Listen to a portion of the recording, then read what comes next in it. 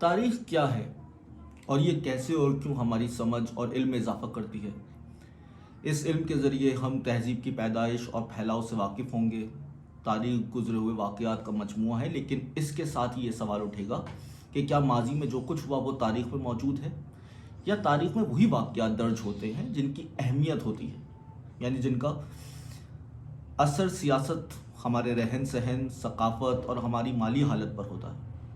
اس جواب سے یہ سوال ابھرتا ہے کہ آخر یہ فیصلہ کون کرتا ہے کہ کون سے واقعات اہم ہیں اور کون سے غیر اہم؟ ظاہر ہے اس کا جواب یہ ہوگا کہ یہ کام مورخ کا، یعنی تاریخ لکھنے والے کا ہے۔ وہ فیصلہ کرتا ہے کہ واقعات کی اہمیت کو جانچے اور پھر انہیں تاریخ کا حصہ بنائے۔ جب ہم مورخ کا ذکر کرتے ہیں تو یہ سوال پیدا ہوتا ہے کہ کیا مورخ واقعات کا انتخاب کرتے وقت صحیح فیصلہ کرتا ہے کہ کون سے واقعات اہم ہیں اور کون سے غیر ضروری کہ انہیں چھوڑ دیا جائے؟ اگر مورخ کی حیثیت کو دیکھا جائے تو اس میں دو باتیں نظر آتی ہیں۔ اول تو لوگوں کی طرح مورخ بھی پسند اور ناپسند رکھتا ہے، اس کی اپنے پریجوڈسز اور بائسز ہیں، وہ ان واقعات کو چنتا ہے جو اس کے نزدیک اہم ہوتے ہیں۔ دوسرے، وہ اگر کسی بادشاہ یا امیر کا غلام ہے تو وہ ان کی پسند کی باتیں تاریخ میں لکھتا ہے۔ اس طرح دیکھا جائے تو اس کی تاریخ کئی لحاظ سے نامکمل ہوتی ہے، کیونکہ اس میں لوگوں کا ذکر نہیں ملتا۔ اس قسم کی تاریخ پرانے مورخ لکھا کرتے تھے جو دربار میں ملازم ہوتے تھے۔ ان کی تاریخ میں بادشاہوں کی تاریخ، خوشامد اور ان کے کارنامے ہوتے تھے۔ لیکن اب وقت کے ساتھ تاریخ لکھنے کا انداز بدل گیا ہے۔ یہ جمہوری دور ہے کہ جس میں لوگوں کی اہمیت بڑھ گئی ہے۔ اسی لیے اب مورخ عوامی تاریخ لکھتے ہیں کہ جس میں ان کی روزمرہ کی زندگی اور سرگرمیاں شامل ہوتی ہیں۔ تاریخ میں لوگوں کے آنے کے بعد اب اس کا دائرہ بڑھ گیا ہے اور یہ زیادہ دلچسپ اور کارآمد ہو گئی ہے۔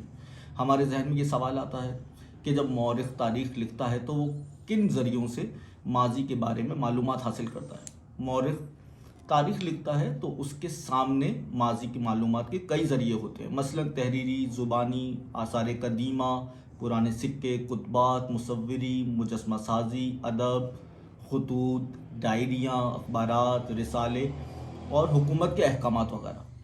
بہت سے قبائل اور برادریاں ایسی ہیں کہ جو لکھنا نہیں جانتی ہیں، اس لیے ان کی تاریخ نسل در نسل، سینہ بسینہ منتقل ہوتی ہے۔ اب جدید مورخ ان لوگوں سے ان کی تاریخ سن کر اسے لکھتے ہیں اور پھر اس زبانی تاریخ کے ذریعے ان کی تاریخ کو تحریر کرتے ہیں۔ تحریری تاریخ، مورخ دو قسم کی تاریخ لکھتا ہے۔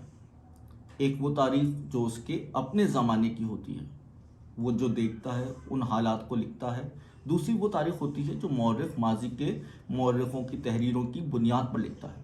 اگر ایک سے زیادہ مورخ ایک ہی واقعے کو لکھتے ہیں تو وہ ان کے درمیان مقابلہ کر کے دیکھتا ہے کہ سچائی کس میں ہے۔ جب ہم آثار قدیمہ کا ذکر کرتے ہیں تو یہ دو قسم کے ہوتے ہیں۔ ایک وہ قدیم آثار کے جن کو کھدائی کرنے کے بعد دریافت کیا گیا ہو، جیسے بلوچستان میں مہر گر کی اور پنجاب و سندھ میں ہرپا اور موہنجو داڑو کے آثار۔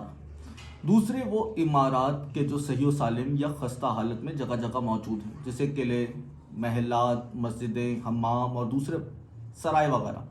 ان آثار قدیمہ سے ماضی کے بارے میں ہم اہم معلومات حاصل کرتے ہیں۔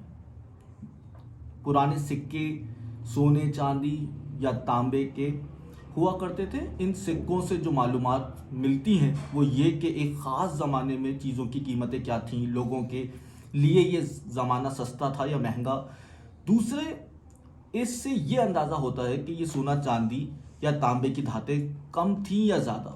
کیا یہ ملک کی کانوں سے نکالا جاتا تھا یا دوسرے ملکوں سے لایا جاتا تھا؟ ان ملکوں کے دوسرے ملکوں میں پائے جانے کے ان سکوں کے دوسرے ملکوں میں پائے جانے کے بعد اندازہ ہوتا ہے کہ ملکوں کے تجارتی تعلقات کیسے تھے۔ ان سکوں پر بادشاہوں کا نام، اس کا خطاب اور اس کے ڈھلنے کی تاریخ بھی درج ہوتی تھی۔ اس سے یہ معلوم ہو جاتا تھا کہ یہ سکہ کس عہد کا ہے اور اس وقت بادشاہ کون تھا۔ اور اب تاریخ سکوں کی جانچ پڑتال کا باقاعدہ علم ہو گیا ہے جو سکہ شناسی کہلاتا ہے۔ کتبات، ماضی میں یہ رواج تھا، اب جدید دور میں بھی اس رواج کو جاری رکھا گیا ہے کہ جب کوئی نئی عمارت بنتی تھی تو اس میں ایک کتبہ لگا دیا جاتا تھا۔ اس کتبے میں عمارت بنانے والے کا نام، اس کی تعمیر کی تاریخ اور کوئی شعر یا قرآنی آیت ہوا کرتی تھی۔ یہ کتبات عمارتوں کے علاوہ اہم لوگوں کی قبروں اور عام لوگوں کی قبروں پر بھی ہوا کرتے تھے۔ یہ رواج صرف مسلمانوں میں ہی نہیں تھا بلکہ دنیا کی تمام قوموں میں تھا۔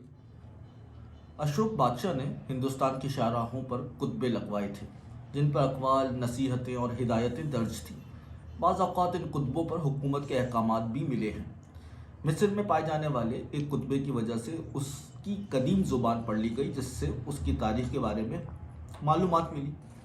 مصوری قدیم زمانے سے ہی انسان کو تصاویر یا نقش و نگار بنانے کا شوق رہا ہے۔ بہت پرانی بنائی ہوئی تصاویر غاروں میں ملتی ہیں جو جانوروں اور اس وقت کے ہتھیاروں اور اوزاروں کی ہیں۔ آگے چل کر بادشاہوں اور امیروں نے اپنے ہاں مصوروں کو ملازم رکھا کہ جنہوں نے ان کی تصاویر کو پینٹ کیا۔ اس وقت ہمارے اس قسم کی مصوری کے بہت نمونے ہیں۔ مصوری کے ساتھ ساتھ نقش و نگار اور کتابت بھی فن کا اہم حصہ رہے ہیں۔ مجسمہ سازی بھی تاریخ کا ایک اہم ماخذ ہے۔ ہندوستان کی قدیم تاریخ کے لیے یہ مجسمے جو مندروں اور محلات کی دیواروں پر ہیں یا علیحدہ سے ہیں اس عہد کے بارے میں معلومات فراہم کرتے ہیں۔ جیسے ٹیکسلا میں گوتم بدھ کی پوری زندگی کو دیواروں پر تراشے ہوئے مجسموں کے ذریعے بیان کیا گیا ہے۔ یہ مجسمے اب لاہور کے میوزیم میں ہیں۔ ہر دور میں شاعر، ادیب، لکھاری ادب تخلیق کرتے ہیں جو ان کے اپنے زمانے کی عکاسی کرتا ہے۔ مورخ اس ادب سے اس عہد کے بارے میں معلومات اکٹھی کرتا ہے۔ لوک داستانیں بھی تاریخ لکھنے میں مدد دیتی ہیں۔ ان کے ذریعے اس عہد کے معاشرے کی ثقافتی زندگی کے سامنے آتی ہے۔ شاعر اور ادیب اپنے فن پاروں میں وہ باتیں کر جاتے ہیں کہ جو ایک مورخ نہیں کر پاتا۔ اس لیے ادب اپنے عہد کا تنقیدی جائزہ لیتا ہے جو تاریخ لکھنے کے لیے بہت ضروری ہو جاتا ہے۔ مثلاً بھگت کبیر کے دوہوں میں اپنے زمانے کی تاریخ ہے۔ یہ تاریخ بابا بلے شاہ، شاہ لطیف اور خوشحال خان خٹک اور رحمان بابا کی شاعری میں بھی ہے۔